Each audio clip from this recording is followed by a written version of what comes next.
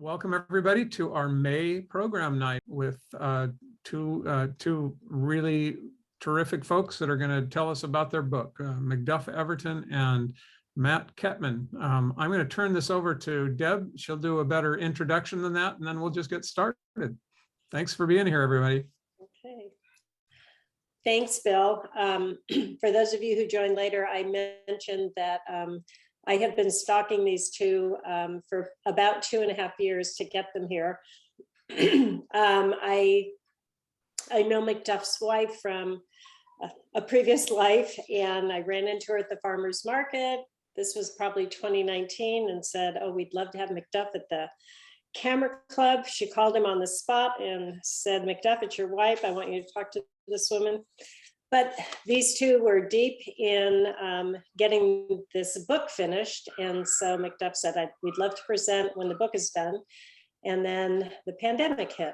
And we all know what happened to those 2 years. Then Matt Kettman and I had a conversation about some other things. And I thought, well, I'm going to check with Matt. Anyway. They're here, and if you have been in Santa Barbara or anywhere in the last 30 years, I'm sure you know the name Macduff Everton. He's world famous photographer. He calls himself an editorial photographer, but he's been in National Geographic Traveler, Condé Nast Traveler, Gourmet, House and Garden, on and on. Published several books. He's published several books with Mary Huebner, his wife. And I will let the two of them tell you how they ended up coordinating on this book. And Matt comes to us with his background in journalism. And he's been a contributing editor to Wine Enthusiast. But for those of you local and read The Independent, you know him as one of the senior editors of the Santa Barbara Independent. And I love this little piece in his bio where he said he lives in Santa Barbara with his Bordeaux-born wife, 2 children, a dog named Arrow, and a struggling Zinfandel vine that came from Santa Cruz Island. So without further ado, Matt Kettman and Macduff Everton. Well, thank you, Deb. Thank you for having us. We have a lot of slides to show you and things to talk about, and we can go pretty deep into the bookmaking process as much as you guys would like to. And I'm sure you'll want to hear a lot from Macduff about the photography he did and then how we worked together to determine what went in the book and all of that. So I guess I should just start the slideshow now. I'll tell you a little bit about myself, then we'll go to Macduff and wait, hold on, that's the wrong button.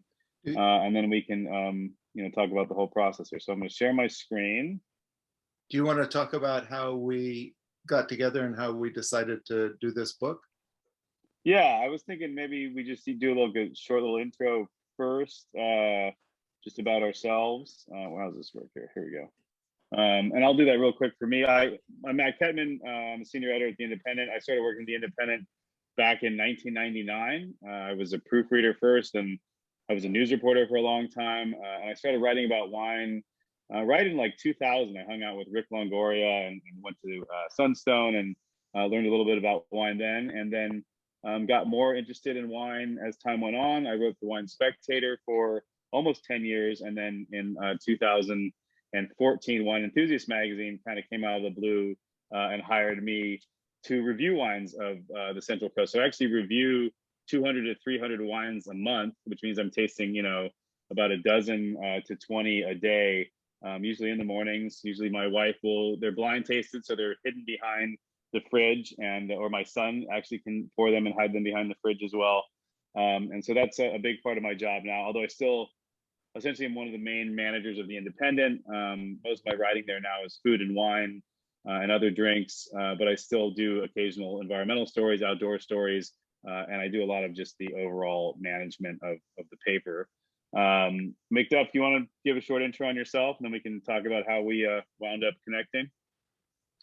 I'm an editorial photographer, which means that I work with magazines primarily, and worked with National Geographic, Condé Nast Traveler, Life magazine, etc. And I also have been doing visual anthropological work with the Maya down in Yucatan, which I began in 1970. And that culminated in a couple of books. The last one was the Contemporary Maya, which is published, or the Modern Maya, which is published by University of Texas Press, and the Spanish edition by university, the Maya Cultural University in Quintana Roo.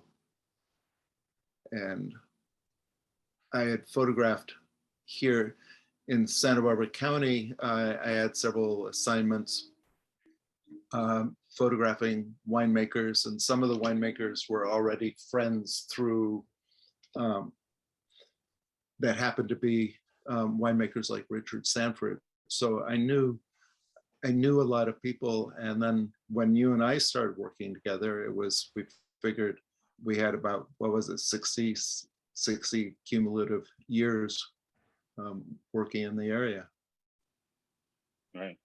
And we had worked together first. I mean, we knew of each other for a long time, but first worked together directly on the Lark book. So I don't know, you want to explain what that book was, McDuff? Because that actually led some of the inclusivity of that book, I think, led to what we did in our book as well.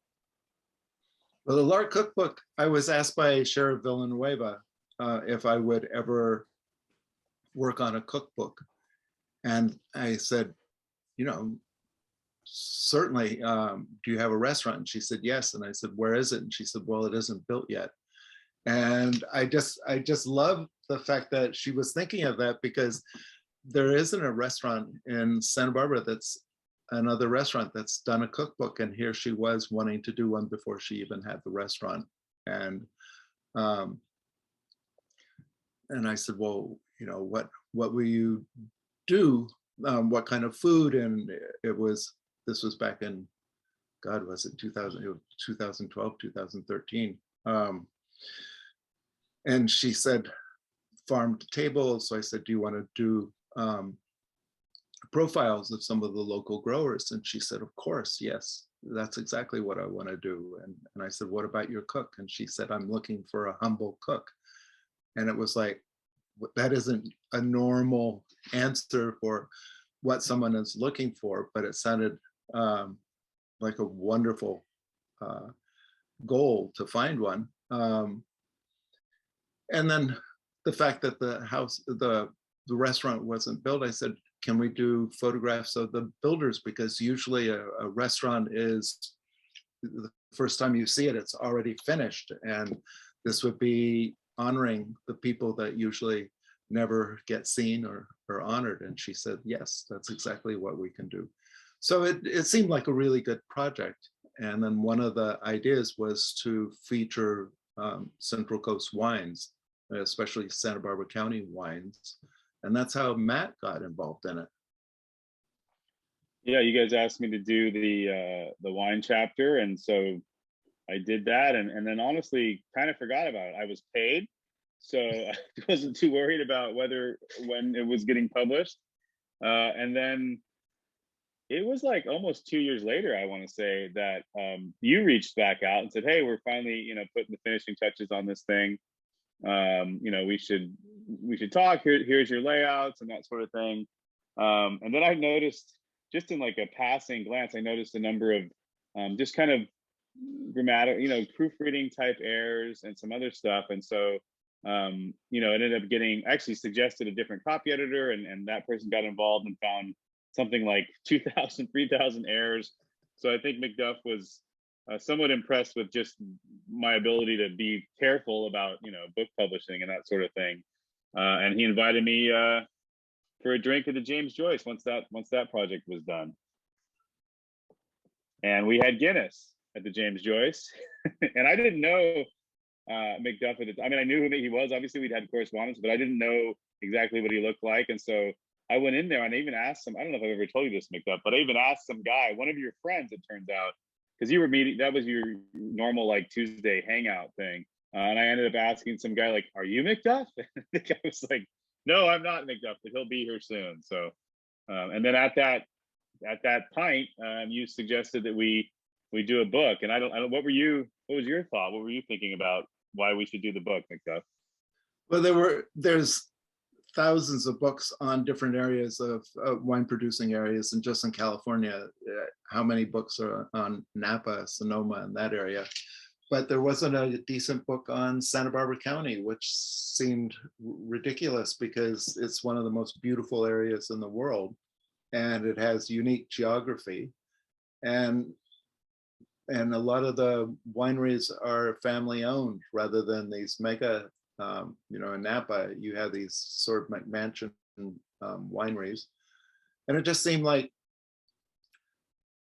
we had the background, and you already knew everyone. I knew half of everyone. And it seemed that it was the perfect match. And when I said, do you want to do it? And you said, I'm way too busy. I said, that's perfect, because if you want to get a project done, you find somebody that's already busy. Yeah, which was encouraging to me. And I also thought, naively, I've written about, probably 4 dozen plus of these people already. So half the book's already done. And there was a certain amount that I could reuse from newspaper articles and magazine articles that I'd written. But the reality was that those were written as, newspaper pieces. So there was kind of an angle to them that was, topical. So I really had to basically go back in and more or less re-report everything and report a bunch of stuff anew, and then essentially rewrite most of the chapters or completely newly write chapters to do the whole thing. So it took a little longer than projected, but I think that time was good because the project completely evolved, and we were going into it without any real guidance other than what we knew was out there. And like Macduff says, I mean, I'm not sure how many of you are follow wine, but Santa Barbara County is the only place, because of our transverse ranges, that due to the San Andreas Fault is pushed the mountain ranges to lie east to west. It's the only place on the west coast of the entire Americas, as far as everyone says, and as far as I can tell, where the mountains actually open to the ocean rather than being a barrier between the ocean and an inland valley. And so what you have out by Lompoc is an extremely cold marine environment right by the ocean. And then as you go inland, mile by mile, it gets the average degree days get a little warmer and warmer and warmer. So unlike most regions where wine regions where you can only grow certain types of grapes because the entire region is one similar way, in Santa Barbara County, you can honestly grow completely different grapes from the west side to the east side 30 miles in. And so it's opened up this entire range of wine styles, of grapes that they use. And it has fostered a lot of creativity and independence amongst the winemakers who live here. And it is still dominated almost entirely by small producers that are making, 1,000 to 8,000 cases of wine versus, wineries in Napa that are making, small wineries up there make 100,000 cases of wine. So we have this really kind of unique setting, and we were able to dive into these stories and tell them, I think, really intimately. And like Macduff also said, he had a bunch of archival stuff that was already, pretty awesome. And we'll look at some of that. I should probably start going through this slideshow, and we'll look at some of that because we used a good amount of that in the book, which was critical, especially for people that had passed away. Like, Fess Parker is in there, and he was already gone, and some other folks. So, it was really this document that had not been done. There had been books written here about, like the long kind of history of wine here. There've been some other like kind of little books here and there, but nothing was ever done to say, hey, this is this whole region, as much as we can tell it in a book. So the book itself is 632 pages. It was going to be 200 pages. It's going to be 200. It's 8 pounds. So the only kind of complaint I hear is that it's big and heavy and hard to read in bed. But other than that, people seem to like it. So it's this big book. It took about 3 years altogether. That meeting we had, I think, was in the fall of 2017, and we published in November 2020. I will say Macduff got to work quicker than I did. I kind of procrastinated a little bit. I was quite busy, and the pandemic actually helped me, my other jobs actually just got busier, but I didn't have to go to an office anymore. And so I had this kind of free space to work on the book that I didn't have otherwise. And so it kind of actually, it also canceled a bunch of trips I was supposed to do that year. So it gave me some time and space to actually work on the book, and we jammed through 2020 and got it out, you know, by November there. I'm gonna start going through this. So this is the cover, obviously. Why is that? There we go. And you'll start to see some of McDuff's shots. So what's in the book is, you know, some of the obvious things, right? There's a lot of vineyard shots in there. There's a number of winery shots. There's some architectural shots. But really what we wanted to do was tell, you know, these personal stories of people like Rick Longoria. So I don't know, McDuff, you want to talk about, I mean, I like to say this is a wine book. Obviously there's some wine stuff in there, but I like to think of it as a wine book that's not even really about wine. It's about people, and it's about places, and it's about their passion and bringing, you know, making this their career and bringing forth, you know, something delicious for all of us to share. So I think that really was one of your driving things too, was finding the stories behind these people, right, McDuff? Not only that, is you can only have so many shots of somebody holding a glass of wine, gazing into it. Before, I mean, it's 632 pages, and we needed a variety of images so that they weren't all the same. And we also had 4 seasons, which we wanted to cover, because most people are so far removed from their agricultural background that they don't know the seasons. They have sort of a Lucille Ball idea of winemaking, which is everybody jumps into a vat barefoot and jumps around. And then for 11 and a half months, you don't do anything. So we wanted it to be informative, and Matt was fantastic about that. But in order to, like with Rick, we found out that he's an avid cyclist, and he rebuilt, this is a 1950s Italian racing bike that he rebuilt, and he's wearing a woolen outfit from the 1950s, and this is on Santa Rosa Road in front of the Sanford and Benedict Vineyard, really famous and important historic vineyard there.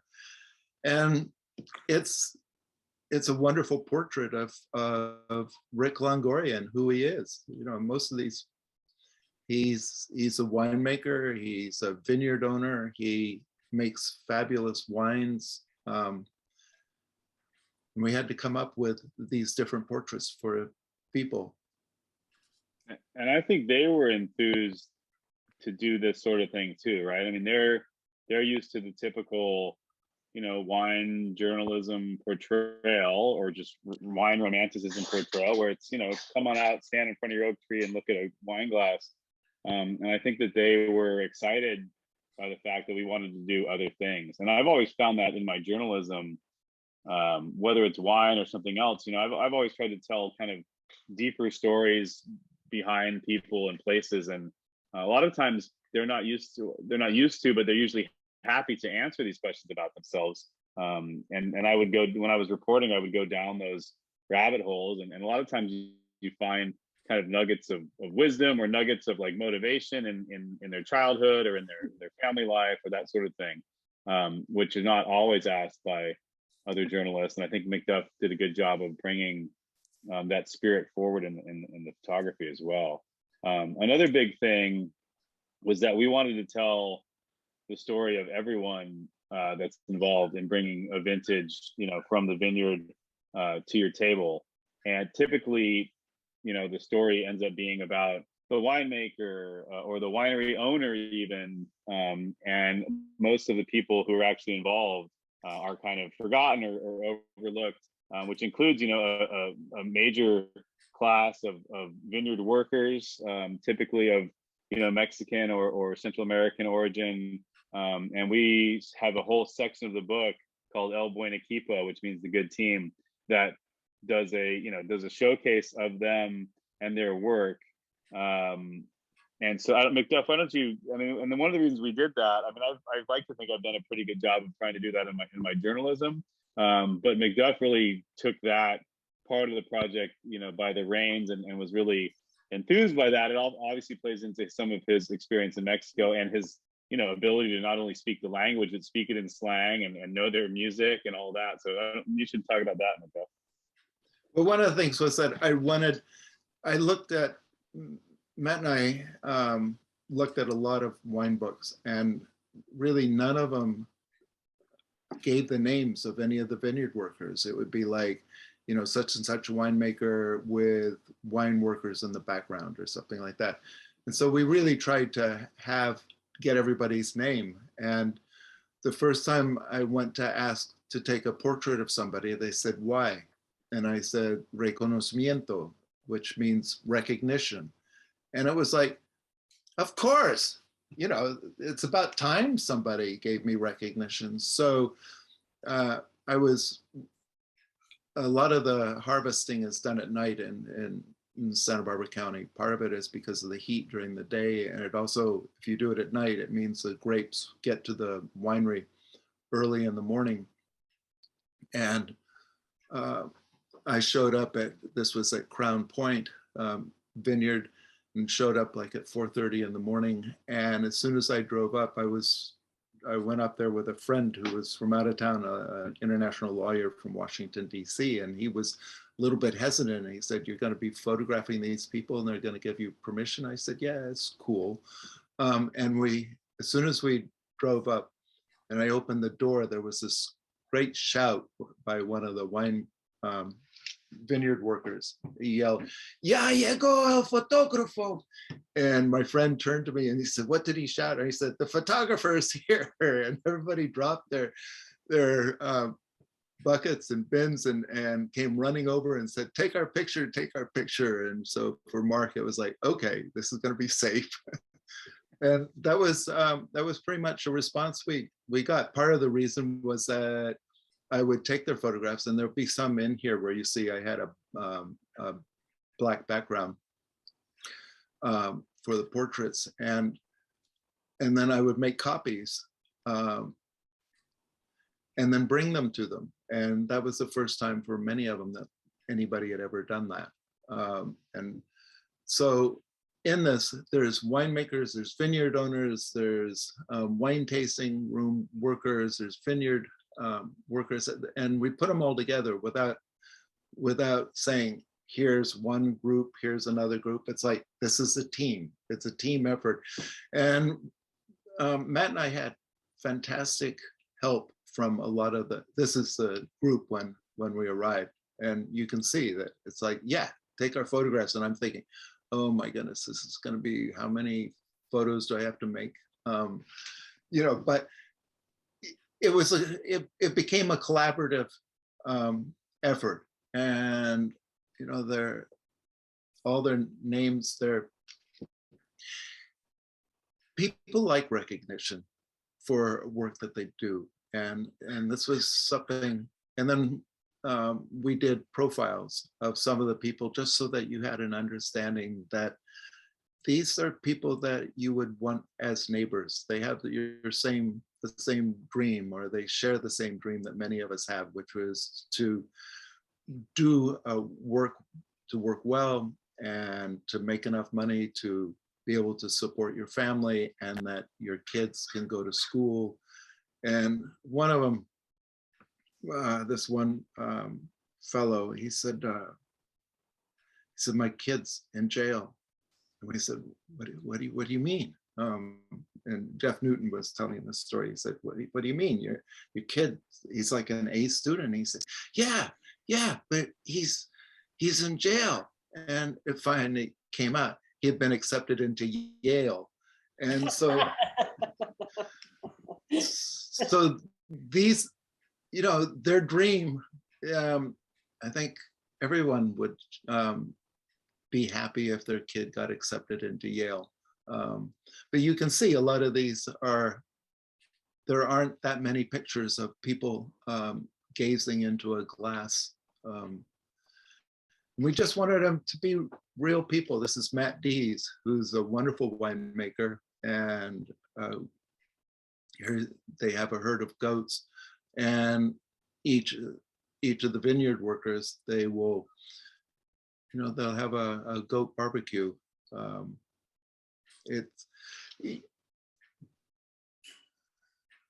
I'll go back there was some sort of order to this, so I'll go back to the front. But I wanted to get to the end of the El Buen Equipo stuff. Yeah. Okay. Well, there's Richard Sanford. So Richard Sanford was an early supporter. He's for those who don't know, a legend in this area. The first to figure out that Pinot Noir can grow here, which is now kind of our most famous grape in this region. And he agreed very early on to write the foreword to the book. So that gave us some, serious intellectual and kind of almost spiritual, very much spiritual momentum as far as wine goes. And he's remains a big supporter of us.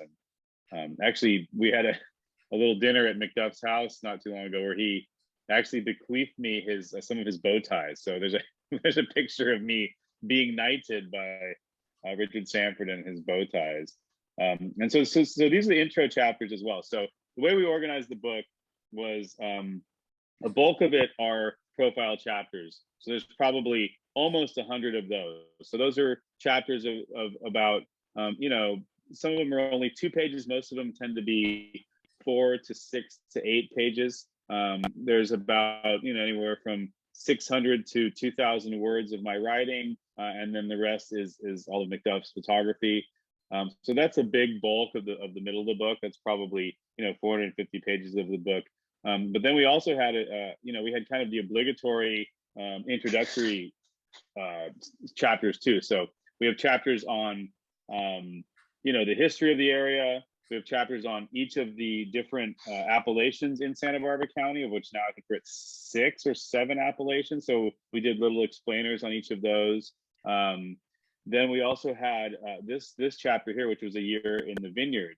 And so this was kind of like explaining how, a grape goes from, or a vine goes from being just a vine to growing a grape and to making wine. And a lot of that was based on my own experience making wine. So in 2012, when I was still working I've always been the Independent, but I was working a lot for Wine and Spectator magazine. I was writing some stories for the New York Times on wine and Time magazine and Smithsonian and these other places. And I realized I should get a little bit more hands-on with wine if that's going to be something I was going to really pursue. And so I started to make a little bit of wine that vintage, and I've made a little bit of wine most vintages since then. And in this process, Macduff ended up getting a bit of the bug too. So he's also made some wine with me and on his own. So you can maybe buy some of his Pinot one of these days. I don't think you need to buy the Syrah we made, but his Pinot might be pretty good. Macduff, do you want to talk about the year in the vineyard story at all? Or Well, a lot of these go back to that first one. I don't like carrying a tripod as much as possible. So all these are handheld. And sometimes I put the camera on a vine post, or in this case, there was enough, they were using LED lights on the tractors that I had enough light that it was, I could use that. But I don't drink coffee, so I can usually handhold fairly easily at a 15th of a second. And so working in the vineyard, you have to move, during harvest, but this is also capturing the budding, the fruit first appearing. In the shot on the left, you have daikon radishes that are growing as a cover crop with the foothills there. We were really lucky in that first year. We actually had weather. We had some rain, so we had more dramatic skies. This drought is horrible in terms of for landscape photography. But one of the things that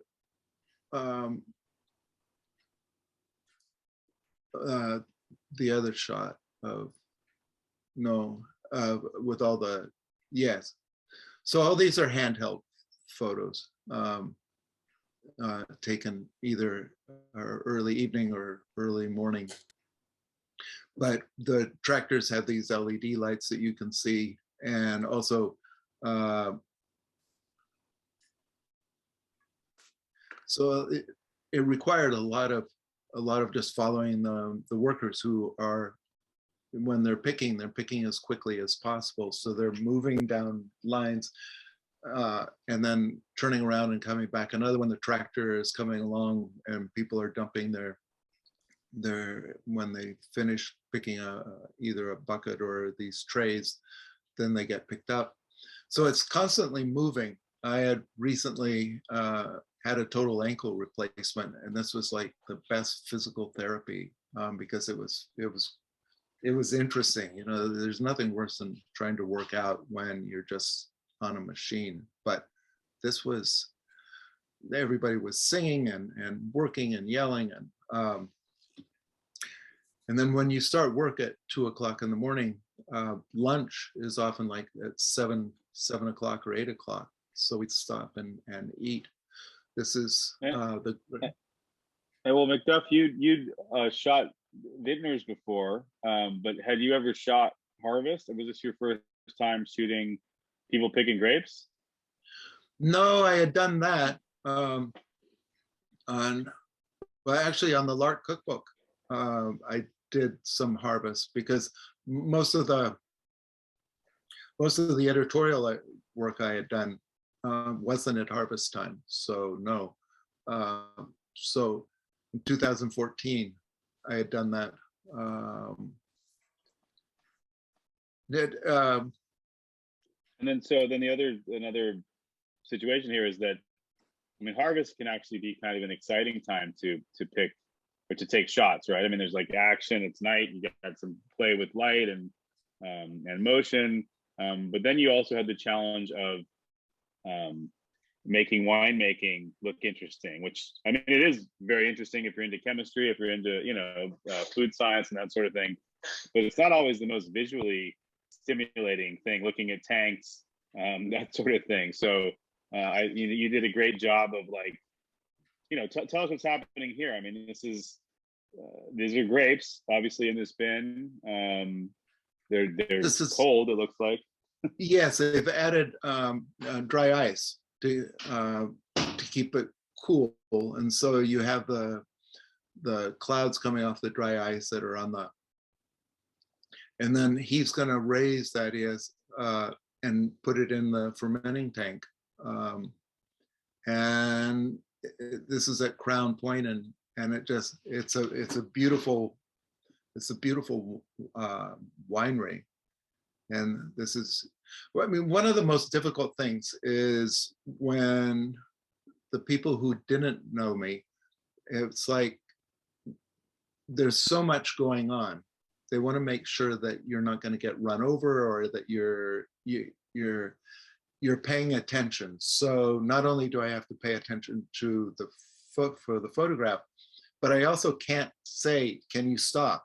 You know, because they can't stop. They just have to keep working, and I have to quickly figure out what is going on, where I can be, where I shouldn't be, and keep out of their hair so that I get invited back. And that was one of the things that doing so much editorial work all over the world had prepared me for, so that I think one of the reasons that I got interested in making wine too is that you can see this being done. And so you think you know all the steps, you think you have it, and then when you actually have to do it yourself, it's like, oh, okay. It looks so easy when somebody else is doing it. But you're right. I mean, I'm in wineries all the time, and they are incredibly dangerous places. They don't look at so much, but there's forklifts running around. There's hoses on the ground you could trip over. There's things that drop and fall, and you really have to kind of watch out. And it was funny when we started this project, and I was introducing you to, you know, lots of people that were new to you, and you were new to them. And we didn't always, you know, there was a good number of times when we were able to go places together, but usually it was me introducing you, and you were going to go out on your time and shoot them. I remember when we first started working, I was like, oh, I think he seems like he's going to be all right around these people. And then very quickly I had the confidence to just be like, you know, I'll introduce you to these people. They're going to love you. You know, you have, there's definitely a certain skill. And I've learned this from my own background too, being a journalist, that I can tell my own stories. I've been to some interesting places in the world. It's very helpful to have as interesting of stories as the people you're interviewing, they seem to get a kick out of that sometimes too. So there's always a lot of back and forth, and you know, you're trying to get close to these people quickly, so you have to share a bit of yourself, I think, too, with them to make them comfortable and make them know that you're a real person and you have done some interesting things as well. What did you have any? And I don't know if you, I don't even know if you did, but did you have any folks that were more challenging than others, that were harder to get to relax? And you don't have to be specific about names, but were there challenges like that at all, or most people pretty open to what we were doing? I think the main challenge was that some industrial sites just are so industrial and so unphotogenic that it really requires finding angles and also the people. I mean, go back to Jim. Yeah, this is a great archival shot here. And this was a case where I had just been in New Zealand and I told him about working with a fellow in Gisborne. And he used a wine bottle as a tea. And Jim said, I love golf. He said, let's do that. I'd love to hit it off of and these are magnums of Pinot Noir. And as you can see, they're full. And it was a story for Wine Spectator. And part of it was that how Jim Clendenin is considered one of the bad boys. I mean, he was breaking a lot of rules and whatnot. And I sent it into my editor and she said, we can't run that. I mean, you're not supposed to hit a golf ball off of a wine bottle. And it's like, that's the whole idea of the story, is that he's breaking all these rules. And so it didn't run in Wine Spectator, but it ran in our book. And part of that it would have been is, that would have been an iconic cover shot for Wine Spectator. They would have, you know. Anyway, I'm glad we got to use it with a different photo editor, because this was in the 90s. Yeah, it looks so like 97 down there. Yeah. Yeah. Well, this was one. I mean, just talking of Jim, you know, one of the reasons I'm really glad we did the book was that, you know, we were able to, you know, Jim passed away after this book came out, and so we were able to kind of enshrine him. And he did, of all the people, he did probably needed the least enshrining out of anyone, since he was already such a legend globally for being, you know, from Santa Barbara County and making the wines that he did. But we were able to enshrine him, you know, in this volume that you know, will hopefully live forever, or, you know, will live a long, long time. And we have these great pictures of him. We have new pictures of him in there as well. We have an updated story here. And you know, this story was quoted in the New York Times when Jim died. So you know, we have that kind of touch point, you know, because of this book, which is, you know, something to be proud of as a journalist and a writer and that sort of thing. Just quickly, this is our kind of the geography chapter.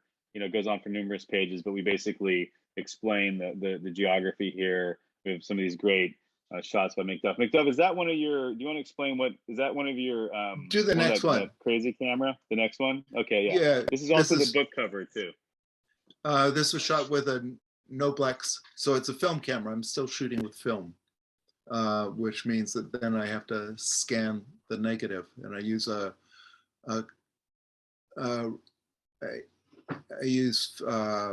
don't use positive film. I use negative film because it has more latitude. And this was one of those situations where I had just been with Jim Clendenin. He would cook these fantastic meals, and he opened these fantastic bottles of wine, and I'm coming out and driving along, and all of a sudden the sky is just amazing. And I went over to the headquarters, because this part of the vineyard is behind, they're running cattle there, it's behind gates. And I asked if somebody could take me up there, and they said nobody was available, but did I know how to do here? Here was a clicker, and ran up. And the weather was like this for another 5 minutes. So I just had, you know, a lot of times photography is like that. You have to be prepared to act quickly, because the clouds and the wind and the sun are constantly changing and moving. And that camera alone would get people. I remember we were out shooting, maybe it was Raj Parr and Sashi Morman, and they were just fascinated by the whole mechanical contraption of it. I mean, people are interested in photography, and it was a fun way to watch them connect with you. It's also, people are so used to digital now. As soon as I would take a picture, they say, "Can I see it?" And it's like, no, you can't. It's film. Yeah. They want to look at the back of the camera, and even if they know it's film, they still sort of think that there might be a shot on the back of the camera. So here's another way that you could make the wineries look a little more interesting, is when people are using all sorts of what you call new technology, but really they're old technology. So this is Steve Beckman, and he's purchased a few of these amphora, which is how they used to make wines, 2,000 years ago. But they're kind of coming back, and people are interested in making wines in clay pots now. And he actually does a couple. I just tasted a couple of them. He does a Syrah that's just Syrah, no other grape, not even any sulfur, all in amphora. And he does a Sauvignon Blanc, all in amphora as well. They're not my favorite wines in the world. They're a little bit interesting. But again, they're kind of these experimental wines, and they're unique, and they're just the grape, which is, if you're looking for purity, that exists. And he was pretty proud of these things, right, Macduff? Yeah, they're from. He buys them from Italy. They're big, heavy clay pots. I mean, talking about dangerous, you don't want to knock something over that can break, but you also don't want to fall in. And one of the things that goes on is there's a lot of punch downs when the grapes are fermenting, and people are running around on top, and people do fall in. And to try to get another angle or something like that, I'll go up on walkways and ladders, and you just don't want to fall in with your camera. You don't want to fall in, period. But the cool thing about Steve Beckman, his dad, Tom Beckman, actually made his money on musical, digital, electronic musical instruments. So a lot of the 80s sound was made on instruments that Tom was selling and developing. So that's Beckman Winery is based on 1980s rock and roll, or it's not even rock and roll, 1980s pop, I guess. Here's Fred Brander. This is kind of a cool story. You want to tell Macduff about these rocks? Yeah, this was right after the debris flow, and the county had hundreds of tons of rock and dirt that they needed to dump, and some of it they were dumping out at Goleta Beach, but they needed more sites than just that. And Fred said, yes, you could drop a couple hundred tons up at my place. And he had it checked, chemically checked, to make sure that it wasn't contaminated, and it was all topsoil, and it was fantastic. And he ended up making a water feature at the vineyard using a lot of the rocks. So he was being a good neighbor. Yeah, because he also lives in Montecito all the time, and he actually did a story about him taking the soil, and then they were using it on top of their vines as well, because it had, it was a pretty high nutrient soil, since it came off the mountains and had, a bunch of stuff in it. So here's Brewer Clifton. Greg was nice. So basically, this is I guess we could talk a little bit more about how we put the book together. But once the book was all put together, we got it sent to a printer in Korea, and it came over in two what are they called? Shipping containers. Yeah. And we were like, where the hell are we going to put all these books? We had 7,000 books that were 8 pounds each and big. So I started to kind of ask around, like, where can we put this? And it was coming at the end of harvest, but still some people were dealing with harvest. And Greg Brewer, who's really one of the nicest guys around, he let us use kind of an empty spot in his winery to store these. How many pallets were there? A lot. 80 something? Yeah, a lot. in his winery. And so we had basically a week and a half, 2 weeks of wineries coming to pick up their orders. So the book wasn't a pay to play. You know, we there were wineries in here that didn't buy any books, but most of the people that were in there realized that, you know, obviously the books were to their benefit, and so they would order, you know, 50 books or whatever at a wholesale price. But then they had to come pick them up, and so people came and picked them up in all various ranges of preparedness. So some people realized they were coming to pick up 50 big books, and some people did not and showed up in like little sporty sedans trying to fit these things in that should have actually been on flatbed trucks. So that was fun. That was a fiasco, but you know, it was all, you know, we did this whole thing ourselves. So, you know, I did all the writing. We had an editor who helped. She was great, but there wasn't much editing to do. She just kind of read over everything, made sure there weren't any glaring errors. Macduff did all the photography. Macduff did write the El Buen Equipo chapter. And then Macduff did all the layout too. And so we collaborated on that, but Macduff had the skills to do all of that. I don't, do you want to talk about that, Macduff? Because we had to do it remotely, because all of a sudden we were in the middle of a pandemic, right when we were getting into the nitty gritty of putting this book together. I did it in InDesign, and I had laid out other books before, like the Book of Santa Barbara and the Modern Maya book. I had laid out also, but part of it was that, you know, we didn't have a book that we'd already done specifically on Santa Barbara County to show a lot of these people, so that they had really no idea what we were doing, other than, you know, there wasn't a good example to show them, because I mean, I could show them the Modern Maya book, but that didn't relate to what Matt and I were doing.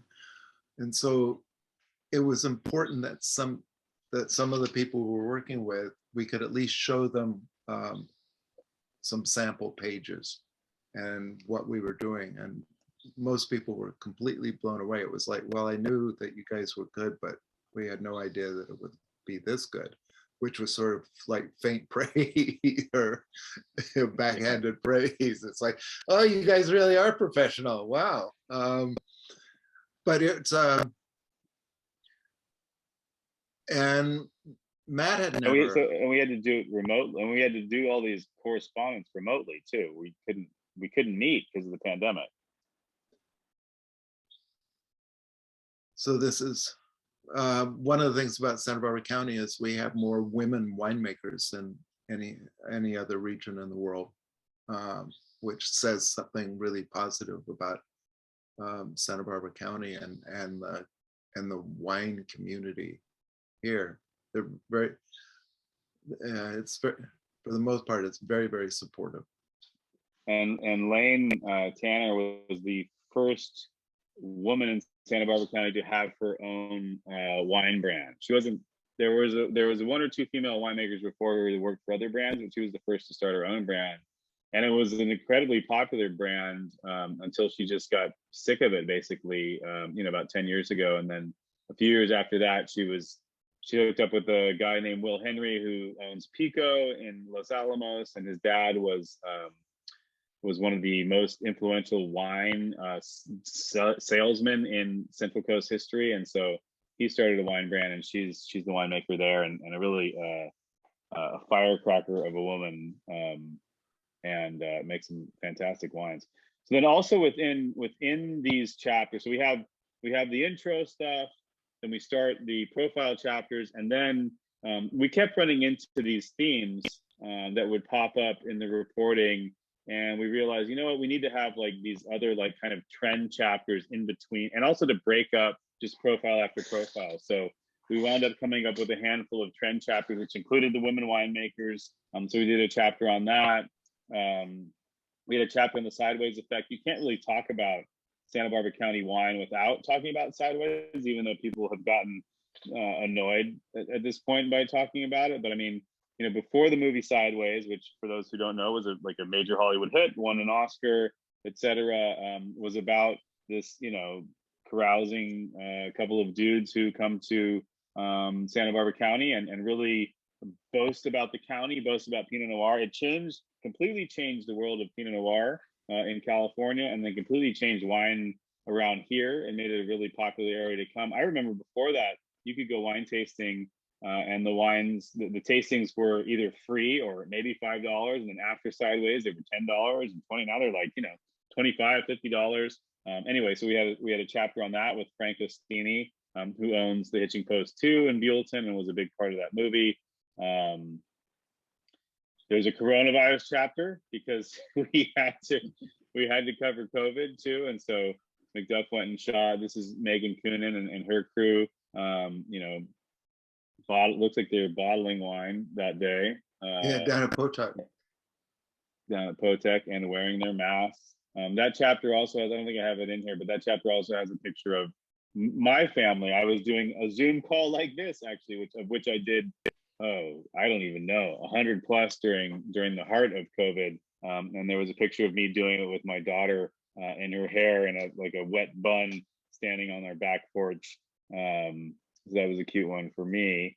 And then we also did a chapter on, McDuff mentioned people think that, standing and squishing grapes is how you make wine. Well, it is actually can be how you make wine. And the winemakers of Mountain Drive used to do that back in the 50s when they had their crazy Bacchanal or whatever it was called. And so we did a chapter on home winemakers too, because these are the descendants of those families that are still making wine, the Pagan brothers up on Mountain Drive. And McDuff has a longer history with them as well too. I don't know if you want to touch on that, McDuff. No, not really. I mean, I used to live on Mountain Drive, so I've known these people for, we're all getting older.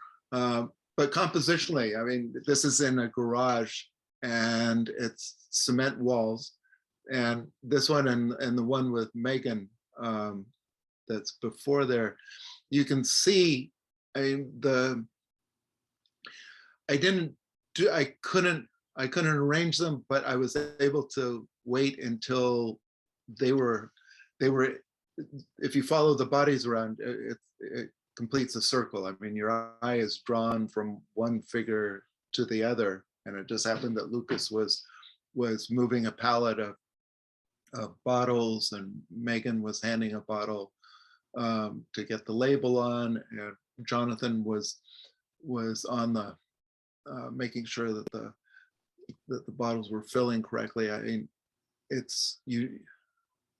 took a lot of shots to get one shot that worked. And again here with the kind of circular portrayal there. Because it's really easy to get a lot of people's backs, because how do you get in front of people, especially if they're on two sides of something? So in this, it was a case where I got nearly everyone facing forward. Here's an example of one of our just kind of profile chapters, and this is an example of having McDuff's archival footage of Fess Parker being used, and Fess and his son Eli here. So it was really valuable to have that. You already saw this picture earlier. You were saying that you couldn't have a bunch of shots of people gazing into glasses of wine, but we can have shots of people gazing into goats' faces. Ones they're going to eat later. and it's a really good shot of Matt and who he is. Yeah, because he's a friendly, one of the nicest guys around. He's like, and also one of the best. Makes them. And one of the best winemakers, makes the most expensive wine basically in Santa Barbara County. So, and has for now 15 years or so, actually since 2004, so even more than that. So they own, he's the winemaker for Hanada, which is the kind of the more expensive brand, and then the Hilt, which is a Pinot Noir and Chardonnay brand. The Hanada vineyard is in Ballard Canyon, which is where this looks like that is shot. Yes. And then they also own a 3,600 acre ranch at the end of Santa Rosa Road, almost all the way in Lompoc, called Rancho Salsipuedes, which has the Radian Vineyard and the Bent Rock Vineyard and Puerto Del Mar Vineyard. And they just finished a winery there, and their tasting room just opened last August there. The brand's actually owned by Stan Kroenke, who owns the Los Angeles Rams, the Colorado Avalanche, the Denver Nuggets, Arsenal, and about 6 other sports teams as well as Screaming Eagle, which is one of the most expensive wine brands in the world out of Napa.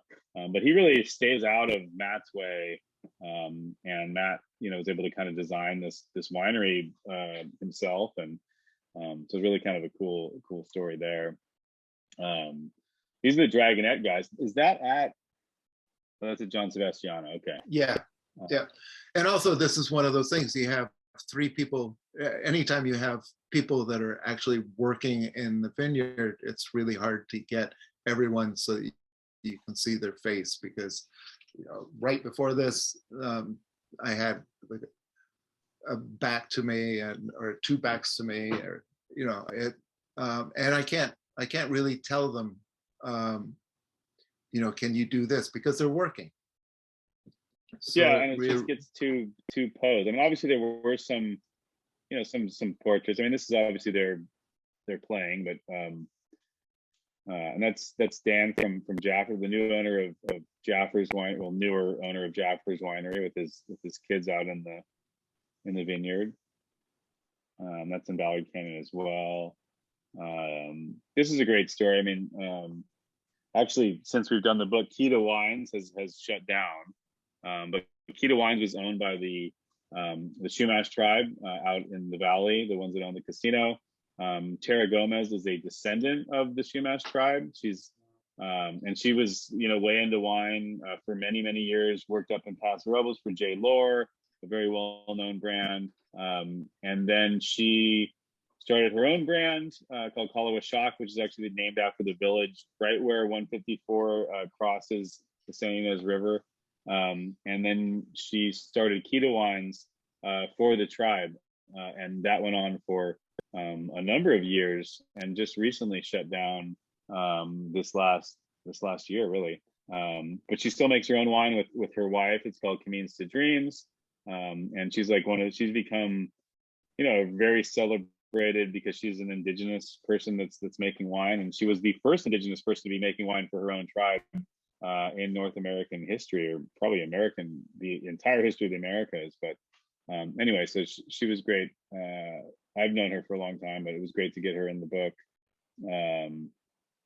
This Felipe Hernandez, he's one of the first, probably the first, person who in Santa Barbara County who's gone from farm worker, from Mexico here working on the farms in the 70s to actually starting his own wine label. So he still works at Kohler as his main job, but he farms some other properties, and then he makes a wine called Feliz Noche, which means like happy night, basically. And this is an example of just being there out in the field, and you get these private little moments where he's tasting to whether or not when to harvest. Are there any questions as we're going on that Matt and I are talking, but do people have questions about, like how some of these were shot, or how we did this? I mean, this is just a portable backdrop that we use. And the hard thing is that I'd set it up in the field and discovered very early that needed to make sure that if the wind started blowing, that we found a place that it was more protected, or that the light behind wasn't coming through the backdrop. The whole idea of a black backdrop is that it's supposed to be uniform. But this is, again, everybody is recognized with their name, and you have winemakers and vineyard workers and vineyard owners, and and so within this chapter, and actually I'm in one of the pictures too. We're all kind of like sprinkled in there secretly, but this chapter is McDuff kind of wrote the main essay, and then we sprinkled in profiles of people like Ruben Solorzano, again another success story of someone who started in the field and then went on to become a winemaker and a partial owner of Coastal Vineyard Care, one of the main vineyard care companies on the entire Central Coast. And then we also had stories about people who were wine marketing people, things like that. So just trying to tell the whole story of what it takes to make a vineyard. I really love this one with the woman with putting the grapes in her mouth, Karina Morales. So we've seen these. There we were getting our first. These were the proof copies, right? Yes, yes. Yeah. So We're like, I okay, mean, go ahead, print them. we had, Macduff, I have a question. yes, Most of your photographs of people, well, many of them are sort of candid shots. How many do you use artificial lighting? Besides just besides the ambient lighting. I'm not. No artificial lighting. No, because it's too confusing, especially in a work environment.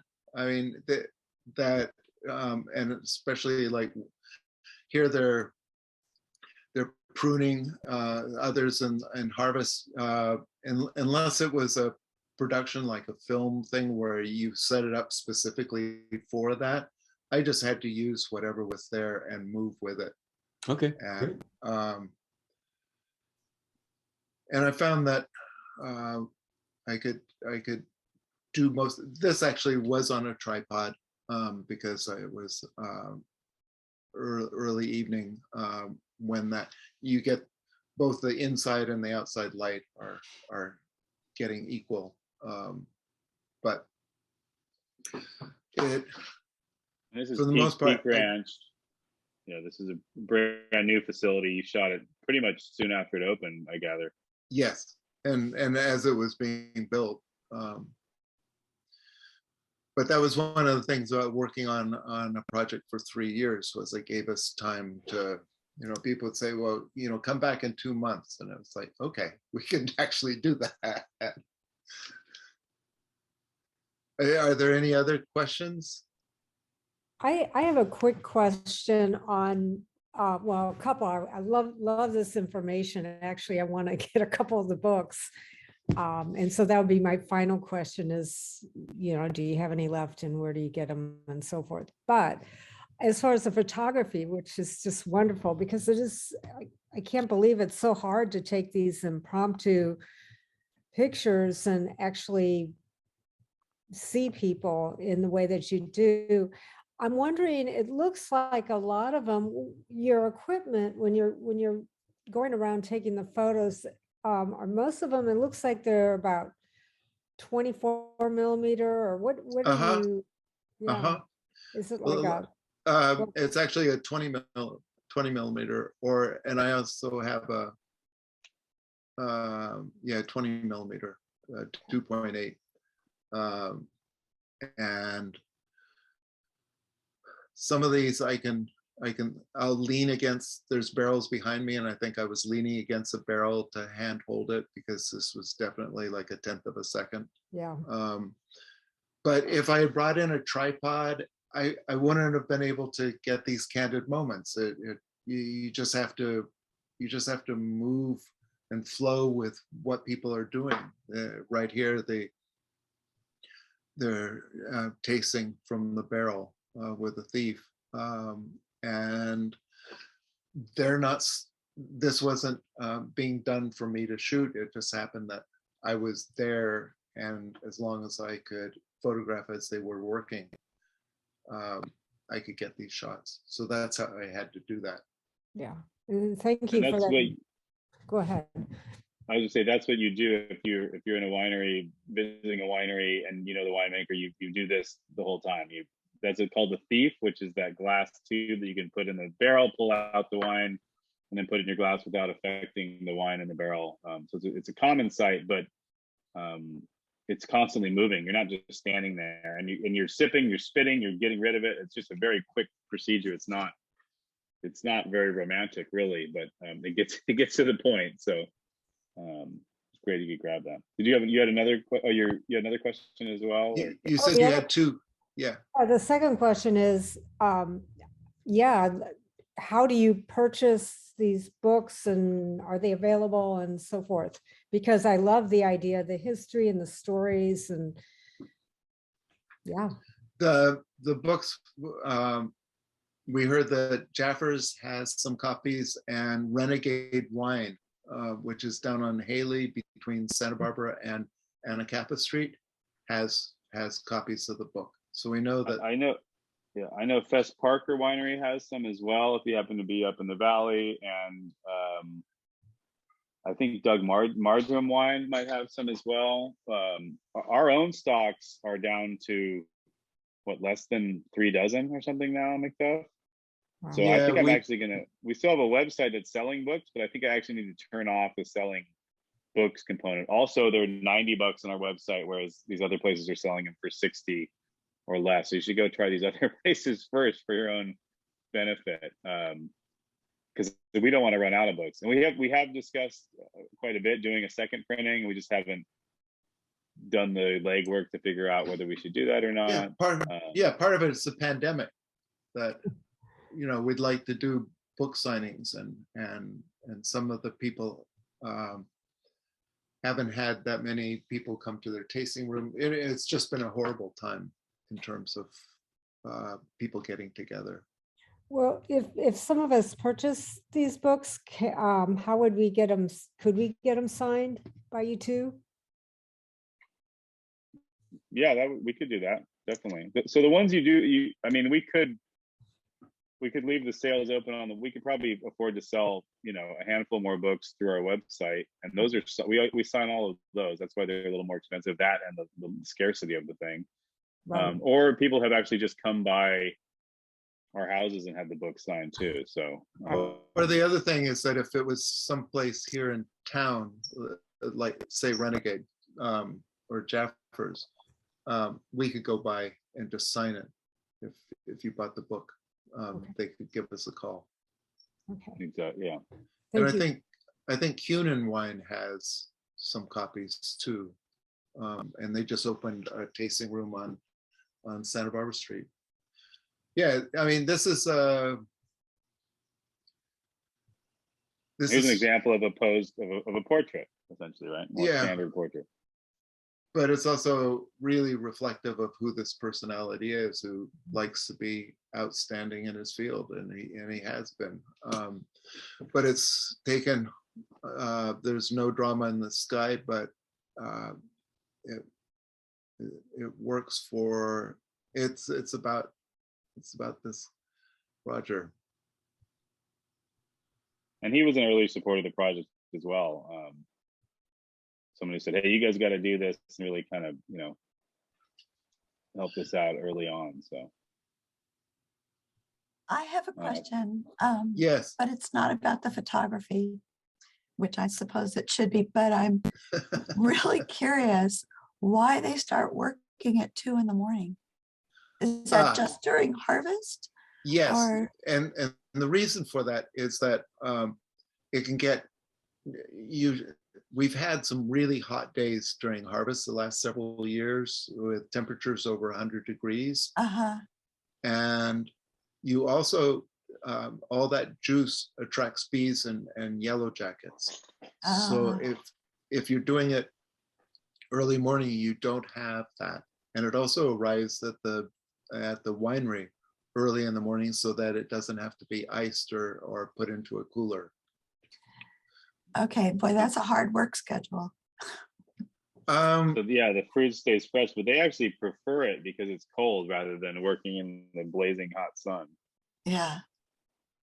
So do they work an 8-hour day, 10-hour day? Yes. 12-hour?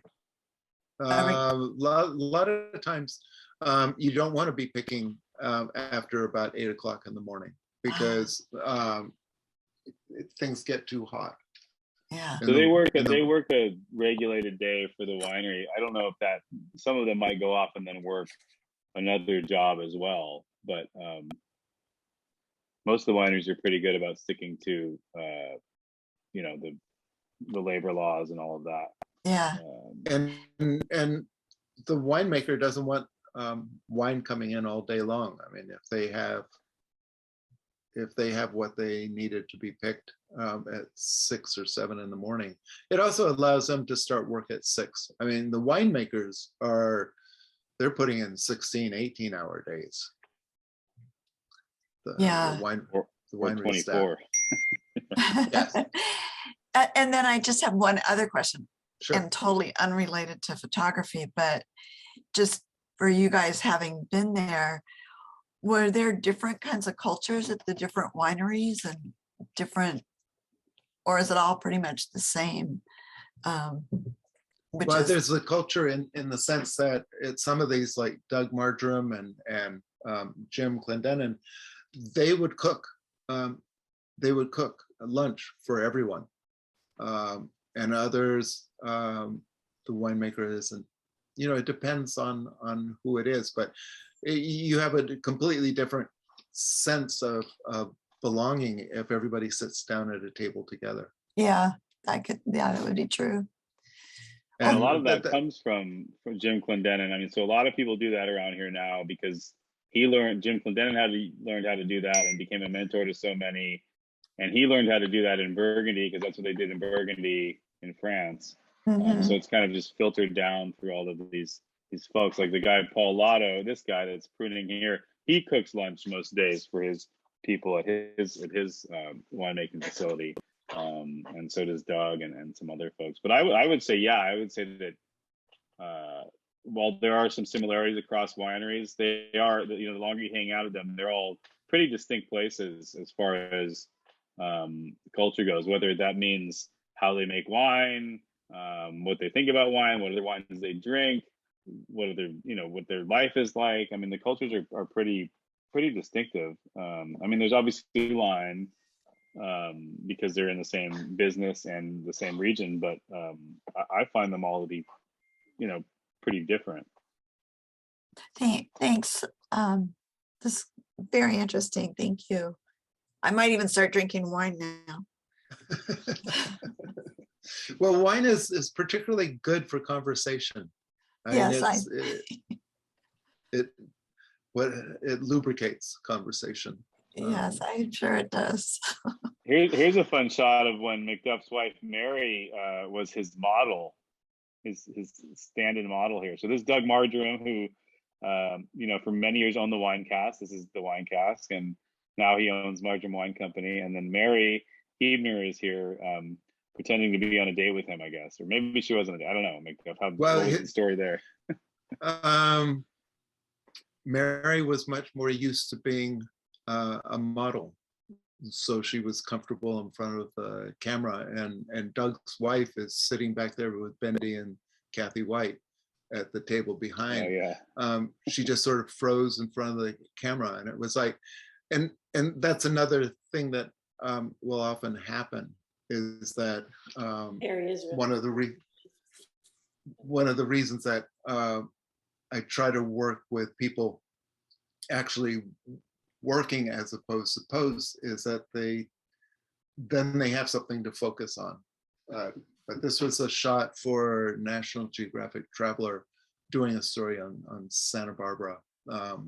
And so I talked to Doug, and we did this when the restaurant was closed so that we had control over it and made sure Richard Armstrong is back there for those people that used to use his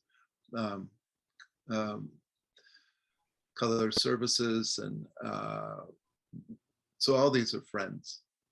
It was like, you know, come down and sip a glass of wine and be a model. Did you tell them to wear yellow and red, or that was just these two people have it and these two people have it over here? There's a red I back tried there. to tell him not to wear, you know, don't wear a t-shirt, wear something nice. Mary brought her a hat from Tuscany. You know, when Mary and I got married, she had no idea that she would become a cover girl. Are there more questions?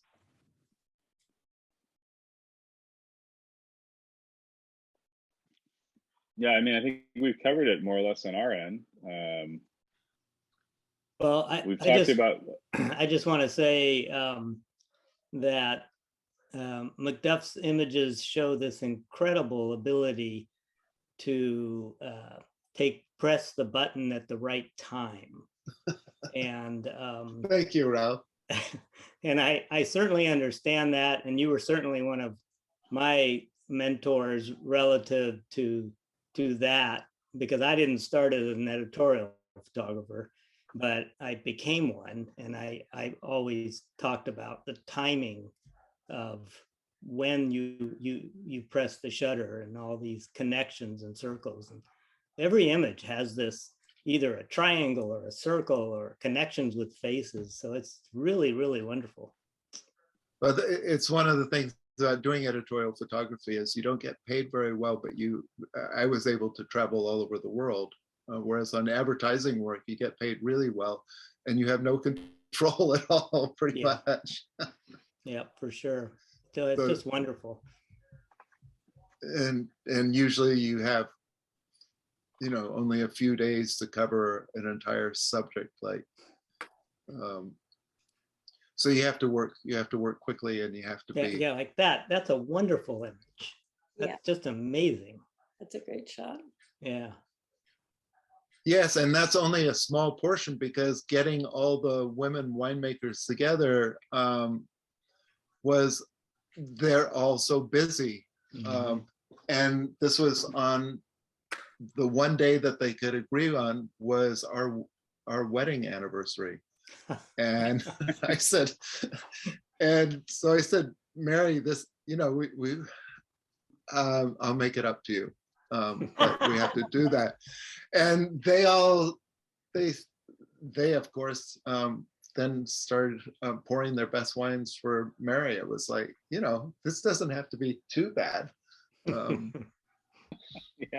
Yeah, it's But great. She's enjoyed becoming part of the wine scene for sure. Oh yeah. I mean, she knew me drinking aguardiente down in Yucatan, which is just firewater.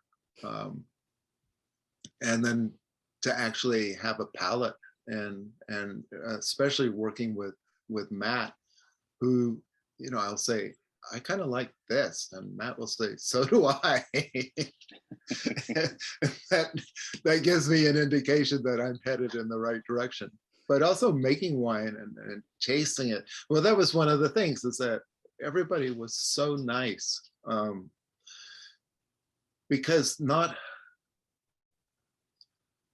I was able to win most of the winemakers' trust in terms of being able to go around, because they can tell rather quickly whether or not it's safe to let you go, or if they just have to say, you got to come back. And luckily, nobody said you have to come back because of an issue, other than they wanted me to come back to get another shot. And to go back to what Ralph was talking about, it's by being in the field. Well, like that, show the one of Hubei again on the telephone. He's talking to the winemaker and telling him what's coming in, and so he's actually stopped for a minute to talk, and I was able to get this shot with everybody else moving around.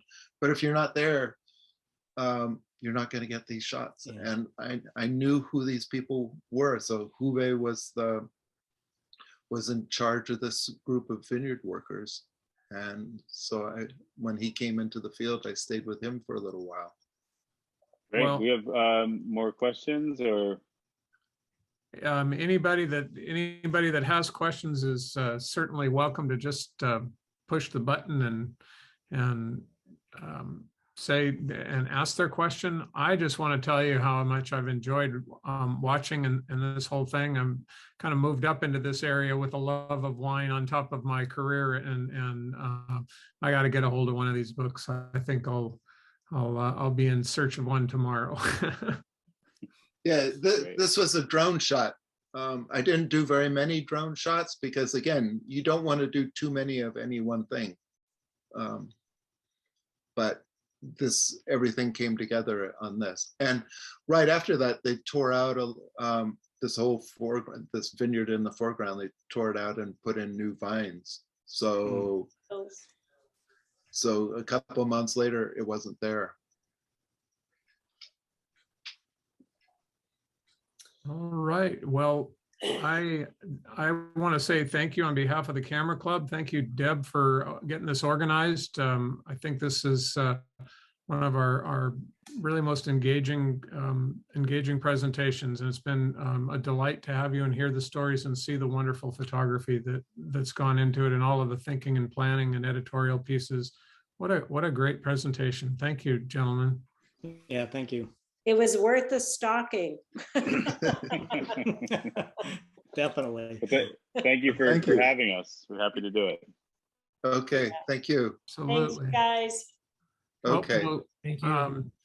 Anybody that's still left will please remember we have a fourth Tuesday meeting coming up next Tuesday. Sharing pictures this time with frames and what are the others? We'll take a look at the angle and join our meeting coming up.